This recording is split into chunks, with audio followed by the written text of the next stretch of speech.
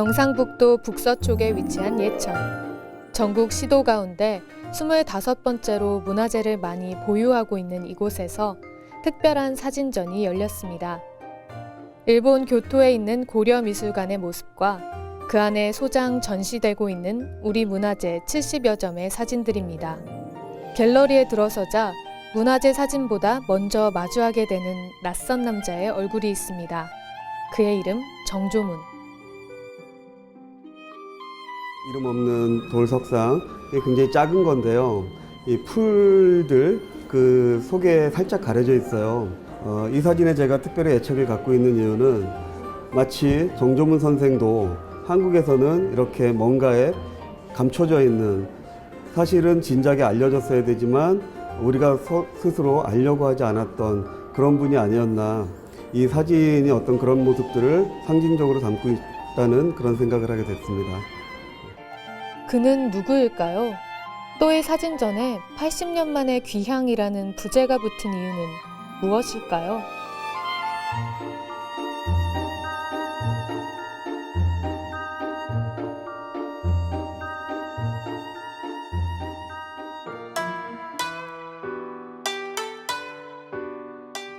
(1918년) 경상북도 예천에서 태어난 정조문 선생.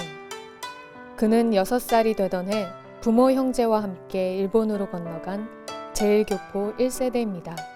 정조문 선생이 일단 일제 식민지 시절에 아버지를 따라서 일본에 왔고 먹을 게 없어서 정말 너무나 고생했던 그런 정말 어린 시절, 극도의 가난 속에서 어린 시절을 보내고 일본에서 자수성가하기 위해서 굉장히 열심히 온갖 잡일들을 막노동과 잡일들을 전전하면서 이렇게 살아왔던 분이거든요.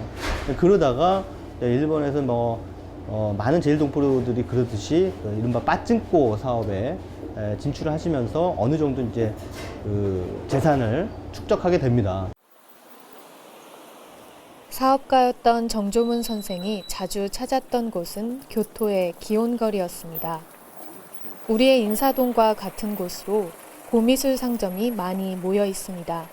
50년대 말쯤에 교토에 있는 골동품 가게가 있습니다. 골동품 거리가 있는데 거기서 우연히 한 백자를 보게 됐는데 그 백자가 정말 너무 아름다워서 이 백자는 어디 겁니까? 하고 물어봤더니 그건 한국에서 온 거다. 조선 백자다라는 얘기를 들었던 거죠. 그래서 이게 얼마입니까? 했더니 당시로서는 집 한 채 값이 넘는 어마어마한 액수의 가치를 가지고 있었던 문화재였던 거예요. 조선인이라는 이유만으로 갖은 무시와 차별 대우가 있던 시기였기에 정조문 선생은 조선 항아리의 가치에 놀라고 맙니다.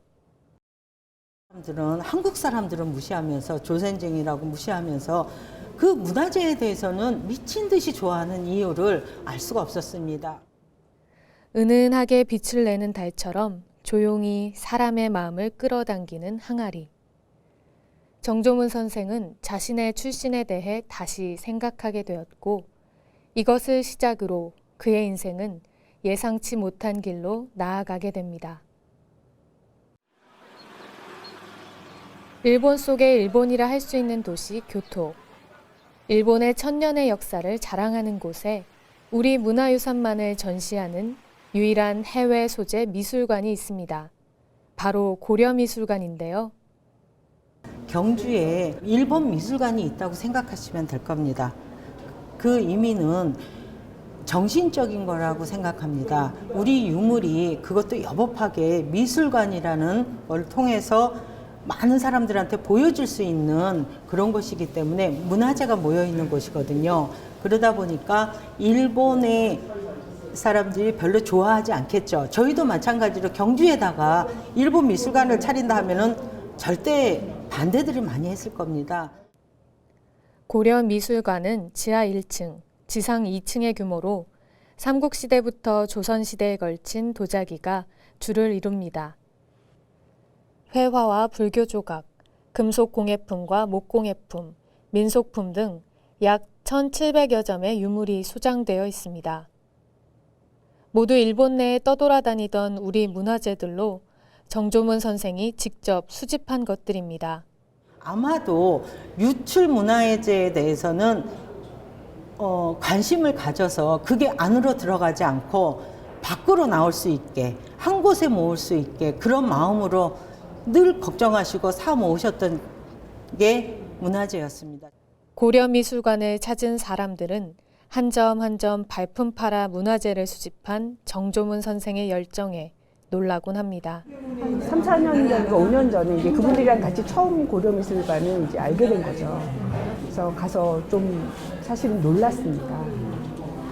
그러니까 그런 곳에 우리나라의 그 문화재를 그렇게 진열해놓고 이렇게 소장하신 분이 계셨다는 사실에 대해서 굉장히 뭐랄까 감동을 받았던 기억이 있습니다.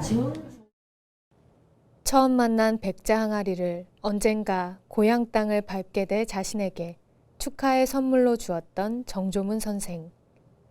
그의 염원과 꿈은 수집한 우리 문화재를 가지고 고향으로 돌아가는 것이었습니다.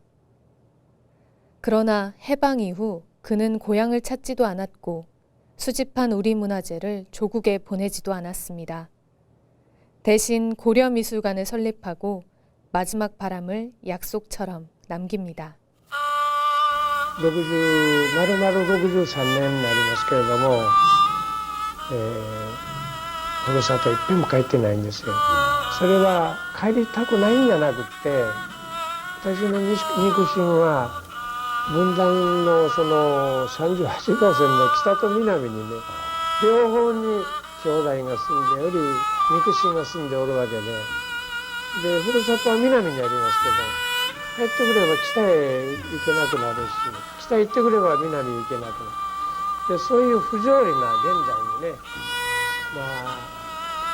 本当に悲しい思いをしてます。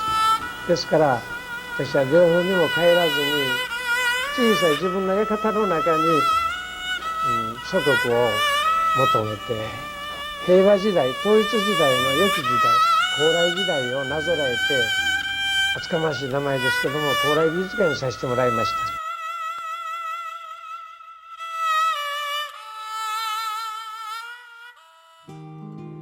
정조문 선생에게 있어 고려는 남과 북이 하나인 통일된 나라의 이름이었습니다. 남과 북으로 나뉜 그 어디로도 돌아갈 수 없었던 그에게 고려미술관은 그토록 그리워하는 고향이 되었던 것입니다. 고려미술관은 정조문 선생이 창조한 그의 통일된 조국입니다. 그리고 그가 만든 그 통일된 조국에 제일동포들이 많이 와서 자신들의 민족적 정체성을 계속 재확인하는 그런 어떤 공간을 만들어주고 떠나신 거죠.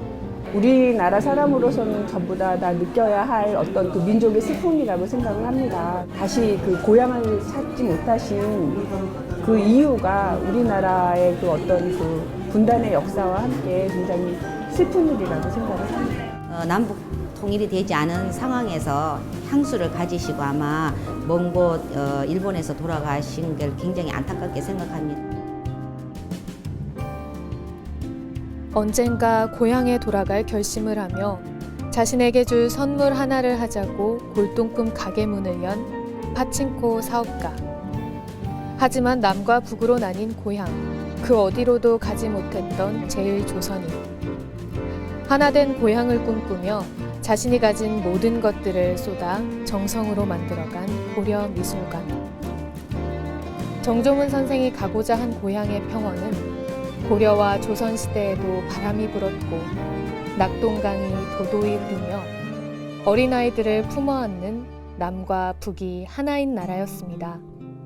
2015년, 올해는 정조문, 그가 그리던 고향에 한 걸음 다가설 수 있는 한 해가 되길 조용한 마음으로 바라봅니다.